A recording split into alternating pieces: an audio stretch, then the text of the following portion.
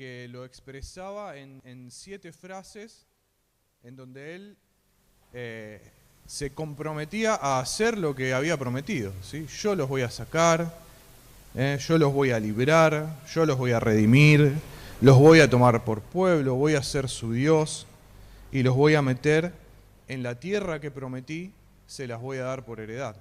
Entonces habíamos visto eso, hasta ahí habíamos llegado, entonces decíamos, el pueblo está mal, Moisés está cuestionando la comisión que Dios le dio, porque dice, ¿para qué me mandaste si las cosas van peor?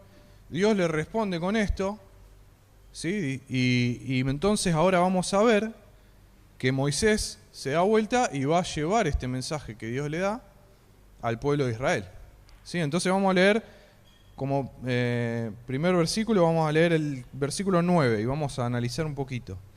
Entonces, de esta manera habló Moisés a los hijos de Israel. Estamos, recuerden, capítulo 6. ¿De qué manera?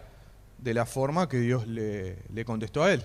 Entonces, lo que quiere decir es, así como Moisés recibió ese mensaje de parte de Dios, de que él está comprometido a llevar adelante lo que prometió, él se da vuelta y habla con los hijos de Israel y le da ese mensaje. Pero ¿qué pasa? Pero ellos no escuchaban a Moisés a causa de la congoja de espíritu y de la dura servidumbre. Bien, entonces, ¿qué está pasando? Moisés habla con Dios. ¿Para qué me enviaste? Dios le da una respuesta. Le dice, en otras palabras, quédate tranquilo, que yo voy a cumplir lo que te prometí. Moisés se da vuelta y le da el mismo mensaje al pueblo de Israel, pero dice que ellos ya no lo escuchaban. ¿Por qué es que no lo escuchaban? Una gran congoja. ¿Cómo? Y la esclavitud dura que se... La esclavitud, ahí nos está hablando, acá dice dura servidumbre, ¿no? En mi traducción es como cruel, despiadada, era una esclavitud dura realmente. Pero dice que ellos, yo tengo la Reina Valera y dice congoja de espíritu, no sé si alguien tiene otra traducción. Desánimo, impaciencia de espíritu, penurias. Entonces vemos ahí la situación en la que estaba el pueblo de Israel, ¿sí? Y relacionada con su espíritu. Algo estaba pasando en su espíritu, nos dice el texto. Entonces, primero yo dije, está bueno que nosotros repasemos qué pensamos nosotros cuando decimos espíritu. Y vamos a pensar también qué pensaban ellos cuando leían espíritu, porque quizá son de esas palabras en que nosotros constantemente, como somos cristianos, estamos hablando de la cuestión espiritual, pero a veces perdemos un poco de qué se trata, o de qué se trata en este contexto, ¿sí? Porque tiene muchos significados. Entonces, si decimos que ellos tenían, por ejemplo, congoja de espíritu o impaciencia de espíritu, ¿qué viene a nuestra mente? ¿Qué pensamos? Tristeza, bien. Depresión. ¿Cómo? Abatimiento. Muy bien. ¿Alguien más? Estaban esperanzados y de repente como que todo volvió atrás. Muy bien. Ya está. Desanimados. Muy bien. Ariana dice, quizás habían tenido una gran esperanza y de repente todo se fue para atrás y están, Walter decía, están desanimados también, como decía el pastor. Bueno, está bien. Esa es la idea que nos está transmitiendo. El espíritu, nosotros cuando hablamos de espíritu hablamos de la parte inmaterial de una persona, ¿o no? Y en el hebreo, en el contexto hebreo, también se refiere a eso. Y se refiere a esa energía, digamos, que hace que las personas puedan hacer cosas, que las personas se puedan desplazar de un lado hacia otro, que los animales también, ¿sí?, se puedan mover, que todo ser vivo que tiene ese espíritu de vida que Dios le dio, pueda estar actuando y moviéndose en la creación y haciendo cosas, ¿sí? Y yo lo busqué en el diccionario también, y una acepción en el español también es esa. Fíjense, dice vigor natural y virtud que alienta y fortifica el cuerpo para obrar, ¿sí? Es decir, es esa fuerza que nos da la capacidad de hacer algo. Entonces, la expresión en el original es que ellos estaban escasos o cortos, impacientes de espíritu, ¿sí? Como que nos está dando la idea de que tenían poco espíritu, ¿eh? Todo lo que dijimos estaba bien, estaban desanimados, estaban deprimidos, se habían esperanzado y de repente se encontraron desanimados de nuevo, defraudados, ¿sí? Entonces el texto nos dice ellos estaban como medio muertos, podríamos decir, ¿no? Esa energía que los vitalizaba, de repente era escasa en ellos, ¿eh? Y eso no permitía que cuando Moisés venía y le decía, Dios me dijo esto, ellos pudieran escucharlo y pudieran hacerle caso, ¿sí? Prestarle atención. Entonces, como decíamos, recordamos que Moisés había llegado y les dice, me encontró Dios, me dijo que nos va a liberar, que nos va a sacar de Egipto, de la esclavitud, y de repente, como hemos visto en capítulos anteriores, no solo no salieron de Egipto, sino que su esclavitud se agravó. Era lógico que ellos estén en este estado de abatimiento, de depresión, de ni siquiera querer escuchar lo que Moisés tenía para decirles. Ahora, esta falta de confianza que ellos están demostrando en Moisés y en lo que Dios le dice a Moisés, fijémonos que no frena el propósito de Dios, ¿sí? El propósito de Dios continúa en marcha, el plan de liberación del pueblo de Israel sigue a pesar de que ellos ni siquiera quieren escuchar a la persona que Dios está usando para llevar adelante su plan. Entonces, esto nos resalta esa fidelidad de Dios a su pacto, esa misericordia que Él tiene para con su pueblo, de, a pesar de que ellos ni siquiera le están prestando atención, ni siquiera creen en lo que Él a través de Moisés les está diciendo, Él lo va a cumplir igual, ¿sí? No está su fidelidad atada a que ellos en este momento manifiesten, sí, es verdad, tenés razón, creemos, todo lo contrario. Él, a pesar de esa condición, va a seguir obrando igual. Y esto traía a mi mente el Salmo 103, no lo busquemos porque lo vemos rápido, pero Salmo 103, versículos 13 y 14 dice, como el Padre se compadece de los hijos, se compadece Jehová de los que le temen, porque Él conoce nuestra condición, se acuerda de que somos polvo. Entonces vemos acá esa parte del carácter de Dios, que con misericordia, sabiendo la situación en la que está el pueblo de Israel, no deja de llevar adelante su propósito a pesar de esa depresión, de ese abatimiento espiritual que ellos estaban manifestando, ¿no? Bien, vamos a continuar la lectura entonces. Vamos a leer, dejamos en el 10 y vamos hasta el 13. Entonces dice, y habló Jehová a Moisés diciendo, entra y habla a Faraón, rey de Egipto, que deje ir de su tierra a los hijos de Israel. Y respondió Moisés delante de Jehová, he aquí, los hijos de Israel no me escuchan. ¿Cómo pues me escuchará Faraón, siendo yo torpe de labios?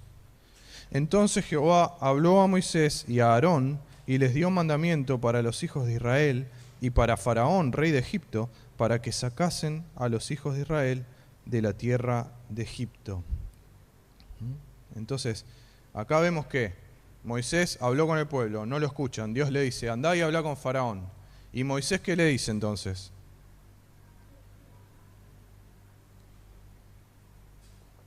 ¿Qué le dijo?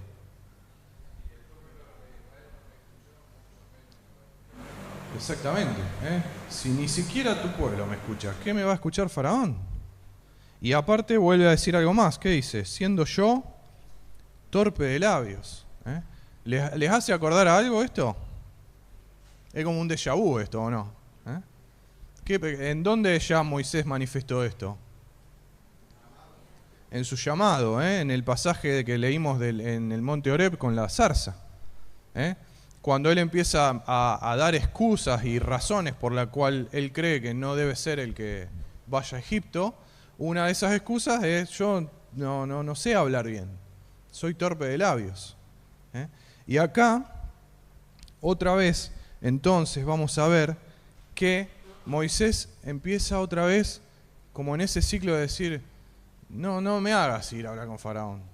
Dice: no me escuchan los israelitas, yo soy torpe de labios, ¿cómo me va a escuchar Faraón? ¿Sí? Y al igual que en ese pasaje de la zarza, ¿se acuerdan que cuál fue la respuesta de Dios cuando él le dice: yo no sé hablar, en el pasaje de la zarza?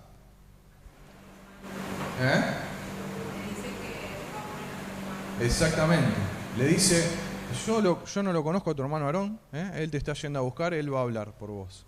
Y acá vemos que Dios no se lo dice explícitamente, pero en el versículo 13, después de la pregunta de Moisés, dice: entonces Jehová habló a Moisés y a Aarón. Es como que otra vez Aarón aparece en la ecuación, podríamos decir, como aquel que es la provisión de Dios para que Moisés pueda llevar adelante ese propósito, ¿sí?, de ir y hablar con Faraón. Entonces vemos como otra vez se repite: Moisés está poniendo excusas y Dios otra vez lo trae a Faraón, no, a Aarón a la escena, y le habla a ellos dos para que vayan a hablar con Faraón. Ahora, más allá de todas estas coincidencias que tenemos con ese pasaje, hay una diferencia en la expresión, en el modismo que el autor va a utilizar para decir esto, para manifestar lo que Moisés dice, ¿no?, de torpe de labios. Acá literalmente lo que está diciendo Moisés es: yo soy incircunciso de labios.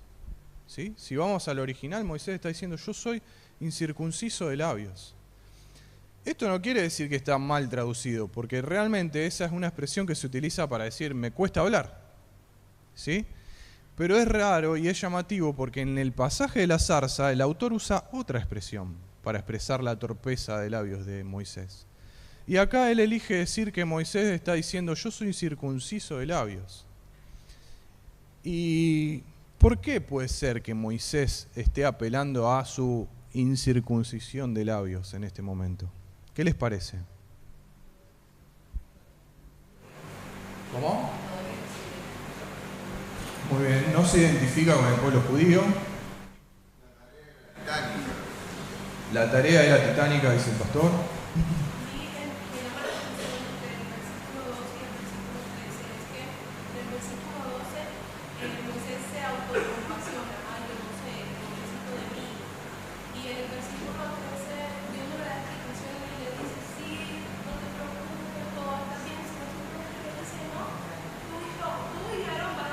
Muy bien, ahí Belén dice que llama la atención que como que Moisés está diciendo: yo no puedo, yo soy, no hablo bien, y Dios no se detiene en decirle: no, sí, Moisés, si vos sos bonito, vos sos bueno, sino que no le da lugar a esa objeción. Dice: no, vayan vos y Aarón a hablar.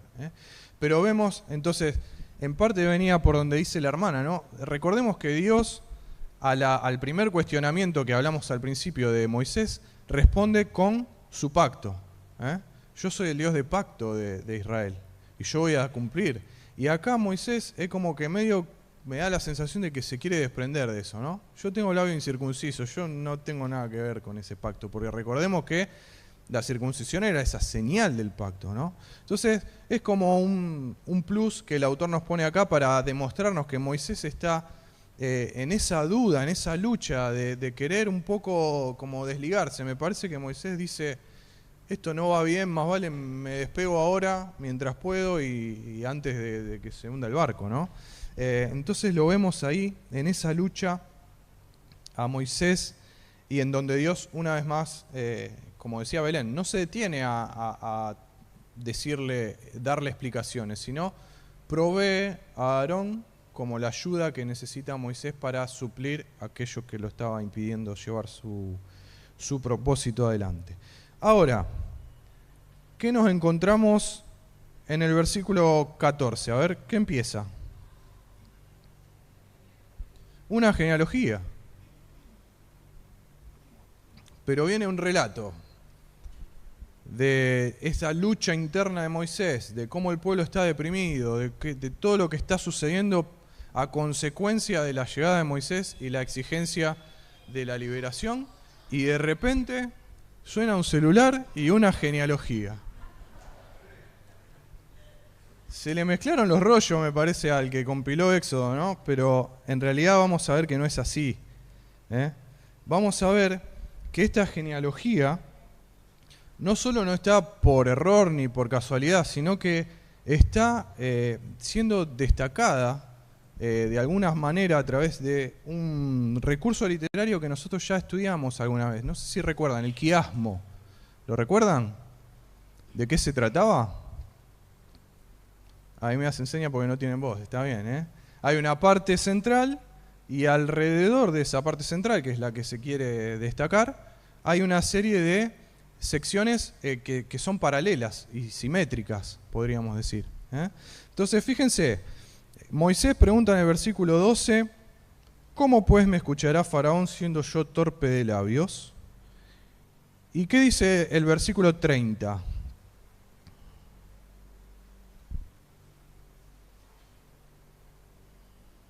¿Alguien lo encontró? Lo mismo, ¿no? Lo mismo. He aquí yo soy torpe de labios, ¿cómo pues me ha de oír Faraón? Pero si ya nos contó que Moisés dijo eso, ¿para qué lo hace de nuevo, no? Bueno, es parte de esta técnica para destacar algo, ¿eh? Tenemos en el 13, dice, Jehová habló a Moisés y a Aarón y les dio mandamiento para los hijos de Israel, para Faraón, para que sacasen a los hijos de Israel de la tierra de Egipto. Si vamos al 28 y al 29, dice, cuando Jehová habló a Moisés en la tierra de Egipto, entonces Jehová habló a Moisés diciendo, yo soy Jehová, di a Faraón, rey de Egipto, todas las cosas que yo te digo a ti. ¿Ven? De nuevo, transmití, le da mandamiento a Moisés para que vaya y hable con Faraón. Lo mismo.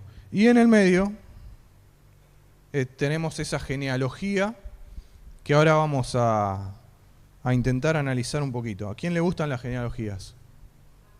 Ahí hay una. Dos. Bien. Bueno. No son nuestras partes preferidas, ¿no? Pero bueno, vamos a intentar ver esta genealogía, por qué está acá y qué sentido tiene, ¿sí? Ahora, antes de eso, vamos a repasar. ¿Se acuerdan que cuando empezamos todo este estudio ya hace un montón de años de Génesis, hablamos sobre los patrones de repetición? ¿Se acuerdan? ¿Qué es un patrón de repetición? Si yo, por ejemplo, digo perro, perro, perro, ¿ustedes qué dicen? Vamos, no me... Perro. Esperan que suceda otra vez eso. Ahora, si yo digo perro, perro, gato, perro, perro, gato. ¿Por qué? ¿Cómo? Bueno, sí, rezar utiliza una repetición, pero en este caso lo que estamos diciendo es, yo tengo un patrón y me genera en mi cerebro que una expectativa, un condicionamiento, porque si yo vengo repitiendo siempre lo mismo, espero que eso se siga repitiendo, y si yo vengo con un patrón, espero que ese patrón se siga repitiendo. Bueno, en la Biblia se usan esos patrones para justamente generar expectativas sobre lo que va a pasar, y a veces romper esos patrones destaca una parte del texto. ¿Por qué? Porque si yo vengo esperando que aparezca algo en el texto y aparece otra cosa, me llama la atención, ¿o no? Entonces vamos a ver y vamos a intentar utilizar ese tema de los patrones para analizar esta genealogía. Entonces, a ver, vamos a leer. Versículo 14. Dice, estos son los jefes de la familia de sus padres, los hijos de Rubén, el primogénito de Israel. Entonces, ahí ya nos pone una expectativa. ¿De quién nos va a hablar? ¿De qué genealogía? De Rubén, que es primogénitos de Israel. Entonces, tenemos a Israel y ya nos dice, lo tenemos a Rubén. Bien. ¿Quién sigue? Simeón. Muy bien. Versículo 15. Los hijos de Simeón. ¿Quién esperamos que siga? Leví. Muy bien. Ahí ya me dijeron, esperamos que siga ¿quién? Judá. Pero ¿qué pasa? Fíjense, versículos 16 y 17. Estos son los nombres de los hijos de Leví, por sus linajes. Ahora vamos a ir a la otra generación. Y el 17, ¿qué sigue? Los hijos de Gersón y Judá. Bien, gracias, ¿no? Apareció. Muy bien. Ahí ya vamos viendo, ahí Belén dice, acá me parece que hay una genealogía de levitas. Muy bien, vamos notando. ¿Qué pasó? Rubén, Simeón, Leví, ¿tiene que venir Judá? No viene Judá. No aparece. Entonces esa es una forma de destacar que no le interesa seguir con la genealogía de Israel, que en realidad nos viene a contar otra cosa. Entonces esto destaca la figura de Leví. Otra cosa más. Fíjense, dice... ¿Cómo?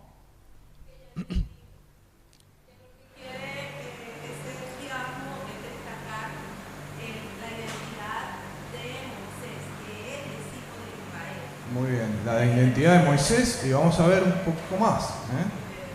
No solo de Moisés, su descendencia. Está bien, viene de Israel, nombra a Rubén y a Simeón porque para atar a Leví también a la familia de Israel. Y fíjense, dice, los hijos de Rubén, ¿sí? Después que nos dice sobre Rubén, nos habla de sus hijos, y nos menciona varios hijos de Rubén. Después nos dice, los hijos de Simeón, y también nos menciona varios hijos de Simeón. Los hijos de Leví, nos menciona 3 hijos de Leví, y nos va a decir algo más de Leví. ¿Qué nos dice? Los años que vivió, no lo dice de los otros 2. Nos dice que Leví vivió 137 años, ¿no? Entonces nos añade algo más, que también rompe el patrón. Viene nombre, hijos, ahora nombre, hijos, años, ¿no? Entonces está otra vez utilizando esa técnica para destacar a Leví. Seguimos, versículo 17. Los hijos de, acá están los hijos de Leví, ¿no? Decíamos, eran Gersón, Coat y Merari. Vamos a poner las iniciales nomás. Gersón, Coat y Merari. Bueno, esa M es horrenda. Bien, entonces, los hijos de Gersón, Libni, Simei, nos empieza a nombrar los hijos de Gersón. Los hijos de Coat, empieza a nombrar los hijos de Coat. Tenemos a varios, 1, 2, 3, 4. ¿Hay algo ahí que nos llame la atención? También dice los años de Coat. Entonces, ¿qué esperamos ahora? Vamos. ¿Por qué me dice los años de Coat? Porque quiere resaltar la figura de Coat.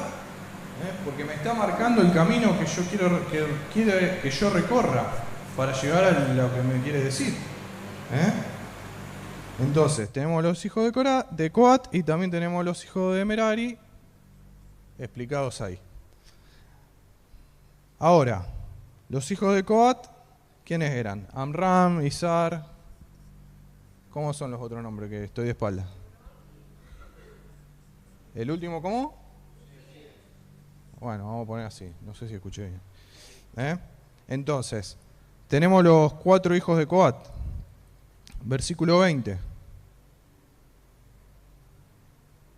Amram tomó por mujer a Jocabed su tía, la cual dio a luz a Aarón y Moisés. Y los años de la vida de Amram fueron... Entonces ahora ¿en quién está haciendo foco? En Amram. Y ahí ya empezamos a darnos cuenta, como dijo Belén antes, qué es lo que está pasando. Porque ahí ya aparecen Aarón y Moisés. ¿Sí?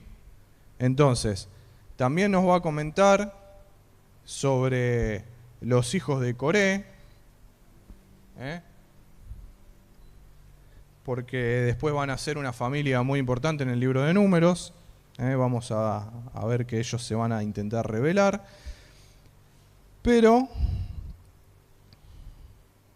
vemos que dice que Aarón tomó por mujer a Elizabeth, hermana de Nazón, y nos empieza a hablar ya de los hijos de Aarón también, los 4 hijos de Aarón. Y va a llegar incluso hasta Finés, que era nieto de Aarón. Entonces, a partir de acá vemos que no solo nos presenta a la figura de Moisés, como decía Belén antes, para mostrar que él sí pertenecía al pueblo de Israel, para mostrar que sí pertenecía al pacto, porque venía de Israel, sino que también nos va a mostrar a la figura de Aarón, y va a destacar a la figura de Aarón, y en su rol de sumo sacerdote que va a venir posteriormente. ¿Por qué? Porque nos sigue hablando incluso de esa línea que va a continuar el sacerdocio. Su hijo Eleazar y después su nieto Finés. Entonces, acá vemos que llegamos hasta el versículo 25 con esta genealogía. Entonces, ¿qué nos quiere decir la genealogía? Un montón de cosas. Que Moisés sí pertenece al pacto, porque está ahí. Y que Aarón también es importante. ¿Sí? Entonces, fíjense que el versículo 26 dice, este es aquel Aarón, lo pone primero incluso, y aquel Moisés a los cuales Jehová dijo, saquen a los hijos de Israel de la tierra de Egipto por sus ejércitos. Estos son los que hablaron a Faraón, rey de Egipto, para sacar de Egipto a los hijos de Israel. Moisés y Aarón fueron estos. ¿Ven cómo ahí nos resume en quién está haciendo foco y en cómo destaca las dos figuras, la de Moisés y la de Aarón? Y después vemos ahí lo que ya leímos antes, la otra punta de ese quiasmo que nos envuelve toda esta genealogía, cuando dice, entonces Jehová habló a Moisés, diciendo, yo soy Jehová, di a Faraón, rey de Egipto, todas las cosas que yo te digo a ti. Y Moisés respondió delante de Jehová, he aquí, yo soy torpe de labios, ¿cómo me ha de oír Faraón? Entonces, sigue enfatizando el linaje de Aarón y lo sigue mostrando a él como la ayuda que Moisés necesita para evitar esa excusa que él está poniendo de nuevo de que no sabe hablar. Y aún eso va a llegar al capítulo 7. Vamos a leer ahora el capítulo 7 del 1 al 7, que ya es lo último del texto que nos toca. Entonces, Éxodo capítulo 7. Jehová dijo a Moisés, mira, yo te he constituido Dios para Faraón, y tu hermano Aarón será tu profeta.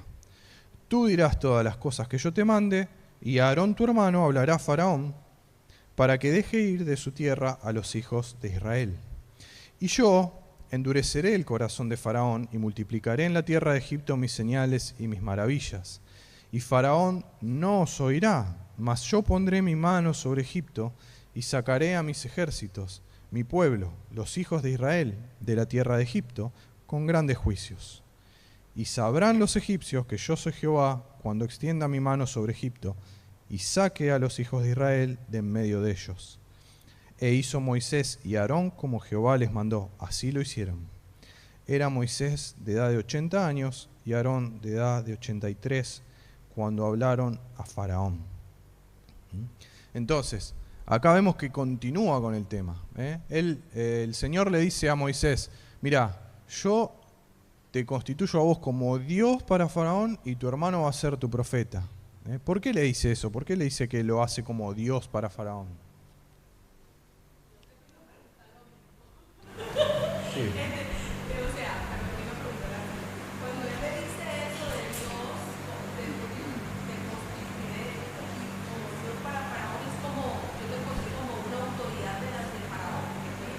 Exactamente, exactamente. Vos vas a tener mi autoridad para ir a hablar con Faraón. Vas a ser como si Dios mismo hablara con Faraón. Claramente le está hablando de una forma metafórica. No es que Moisés de repente se transformó en un Dios. Pero sí, Dios estaba dándole su autoridad para que él vaya a hablar con Faraón. Y sí. Claro. Exclusivo, con un propósito. Para Faraón vos vas a ser como Dios. No importa si Faraón es el rey de la primer potencia mundial. Vos vas a ser como Dios para él. Claro. Exactamente. El cómo, dice Iris, es muy importante, porque es una comparación. Vas a ser como Dios, no vas a ser Dios realmente. Entonces sí, habla de una autoridad que Dios le está dando a Moisés para que vaya y hable con el faraón y pueda sacar al pueblo. Y también vuelve a mencionar el rol de Aarón y lo compara como si fuera un profeta de Moisés. Entonces, si vos vas a tener la autoridad de Dios, Aarón va a tener la autoridad de un profeta. ¿Cuál era la autoridad de un profeta? Recibir el mensaje de Dios y transmitirlo a su audiencia, generalmente el pueblo. En este caso, Faraón. Entonces, otra vez vemos ese rol de Aarón de ser el que hable, el que lleve la palabra delante de Faraón, pero Moisés es el que está investido, digamos, con la autoridad de Dios. Ahora, esto vuelve a hacernos acordar a ese capítulo 4, donde Moisés, después de poner esa excusa, recibe a la palabra de Dios de que Aarón va a ser su ayuda. Y lo vemos entonces, este texto es casi como si fuera un recomisionamiento de Moisés y Aarón. Miren, yo sé que ustedes piensan que todo viene mal. Recordemos cómo empezamos, ¿no? Está tan mal la cosa que el pueblo de Israel ya no quiere saber nada con Moisés y Aarón. Entonces, ellos también están mal. Moisés está cuestionando a Dios. ¿Para qué me mandaste? Y toda esa interacción deriva en esto, y Dios reafirmando esa misión que le dio en un primer momento a Moisés y a Aarón, de modo que ellos la puedan llevar adelante a pesar de todo lo que está sucediendo a su alrededor. Ahora, al igual que en aquel entonces, Dios va a volver a anunciar que Él va a endurecer el corazón de Faraón, ¿sí? No nos vamos a meter mucho en esto porque lo vamos a estudiar ya en algunas pocas clases en mayor profundidad. Pero estamos viendo que Dios dice va a endurecer el corazón de Faraón. La palabra que se utiliza en este caso, después ya les digo, lo vamos a estudiar con más profundidad. En este caso se usa la palabra kayá, que significa resuelto, firme. Es decir, Dios está diciendo, yo voy a hacer que el corazón de Faraón esté resuelto y esté firme en lo que él ha determinado hacer, que es enfrentarse a mí. ¿Sí? ¿Se acuerdan la pregunta de Faraón? ¿Y quién es Jehová? Desafiante casi. Entonces Dios está diciendo, yo voy a proveer esa determinación a Faraón. ¿Para qué? Para multiplicar mis señales y maravillas en la tierra de Egipto. Ahí tenemos dos palabritas que se van a repetir un montón y son re importantes en el libro de Éxodo. Yo lo busqué así rápidamente en la Biblia digital. Señales y maravillas sueltas o juntas aparecen 49 veces en el libro de Éxodo. Un montón, porque son situaciones muy importantes y muy trascendentes para la historia. Entonces, la palabra señal es la palabra hebrea ot, que es como un signo de algo, una representación de algo. Por ejemplo, cuando Dios creó las lumbreras en Génesis 1, que dijo, van a ser señal para los tiempos, bueno, esa palabra. Entonces, las lumbreras marcaban algo, ¿sí? Marcaban el pasar del tiempo. O, por ejemplo, cuando Caín mata a Abel, ¿se acuerdan que Dios qué hace? Le pone una marca, para que nadie lo quisiera matar a Caín, la misma palabra. Entonces, es algo que evidentemente es visible, que podemos ver, podemos percibir, y que señala a algo mayor que está detrás de eso. Por ejemplo, las lumbreras señalan el paso del tiempo, y que ha llegado, por ejemplo, no sé, un mes nuevo, porque ellos era por el ciclo de la luna.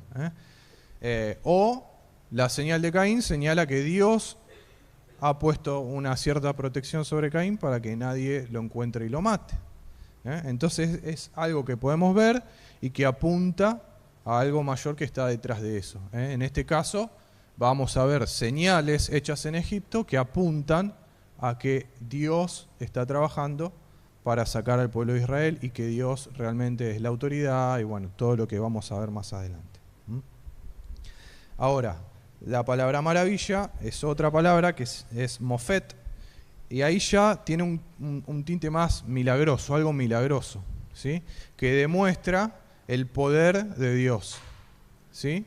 Entonces están muy relacionadas, por eso muchas veces aparecen juntas, porque las señales que vamos a ver son maravillas porque están provocadas por el mismo poder de Dios. Y el propósito de esa señal y esa maravilla, ¿cuál es? Apuntar hacia ese Dios que la está llevando adelante y demostrar su poder, mostrar su gloria.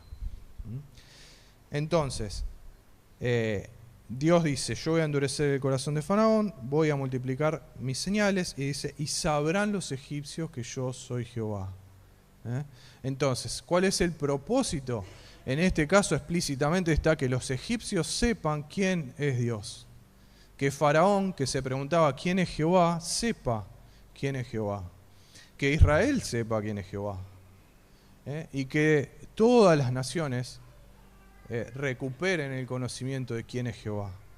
Y nosotros si analizamos en la Biblia, vamos a ver que estas señales y maravillas que Dios hace en el Éxodo trascienden ese lugar y ese tiempo. Porque, por ejemplo, ¿se acuerdan lo que dice Rahab cuando vienen los espías? En el libro de Josué. Que ellos habían escuchado. Y que sabían que Dios era Dios en los cielos y en la tierra porque habían escuchado lo que había hecho en Egipto y cómo había secado el mar. Entonces, ya están en Canaán, en Jericó, pero ellos ya escucharon de las señales de Dios. Y más adelante en el tiempo, 1 Samuel, ¿se acuerdan cuando los israelitas están peleando con los filisteos y llevan el arca y se ponen re contentos porque vino el arca, ahora sí vamos a ganar? ¿Se acuerdan de esa historia? Y los filisteos dicen, somos perdidos, muchachos, estamos fritos, porque llegaron los dioses que hicieron todas esas señales en Egipto y en el desierto. Y antes eso no había pasado. Entonces vemos que generaciones después, en el tiempo de Samuel, aún los filisteos recordaban las señales y las maravillas que Dios había hecho en Egipto y tenían temor, pensando, ahora estamos perdidos. Aunque después, como el pueblo de Israel estaba completamente alejado de Dios, el arca no sirvió de nada. Pero sí manifestó su poder cuando los filisteos se la llevaron. Pero vemos entonces que, si bien, creo que lo comentaba Seba el domingo pasado, ¿no? Si bien Dios podría haber dicho, yo lo saco al pueblo así nomás, rápido, sencillo, hago así y destruyo Egipto y me llevo a mi pueblo, vemos que hay un propósito detrás de todo lo que está sucediendo, un propósito detrás de esto, que Él ya lo había avisado a Moisés antes de enviarlo. Entonces, el propósito de Dios permanece, continúa y sigue adelante. Terminamos entonces. Bueno, entonces vemos que a pesar, decíamos, de esa depresión, angustia, de esos cuestionamientos que hasta surgen en Moisés, de qué va a pasar ahora, las cosas están peor, Dios muestra su fidelidad, muestra su misericordia para con el pueblo, reafirma su propósito, vuelve a comisionar a sus siervos, y el plan sigue adelante, nada está saliendo como Dios no lo planeó. Y ese panorama más amplio que Dios tiene de la situación va a hacer que Moisés y Aarón en primer lugar y luego los israelitas puedan ver todas estas señales, maravillas y puedan llegar a la conclusión de que nada se había escapado de las manos de Dios. Y también vimos cómo se nos destacó a través de todo este texto la figura de Moisés y la figura de Aarón también como esa ayuda idónea, podríamos decir, que Moisés necesitaba para no tener esa excusa de no sé hablar, no puedo hablar con Faraón. Así que bueno, por hoy dejamos por acá. Continuaremos el próximo domingo con la historia del Éxodo. Oramos. Padre, te damos gracias una vez más, como te decíamos antes, porque podemos tomarnos este tiempo para meditar en tu palabra, para intentar aprender un poco más sobre tu persona, sobre tu carácter. Hemos visto tu fidelidad, tu misericordia manifestada en este texto y también podemos verla en nuestras vidas, Señor, por eso te agradecemos. Y te pedimos que tu Espíritu permanezca con nosotros, Señor, que tu presencia siga acá y que podamos seguir disfrutando con vos y entre hermanos de lo que resta de esta reunión que tenemos este domingo. En el nombre de Jesús te lo pedimos. Amén.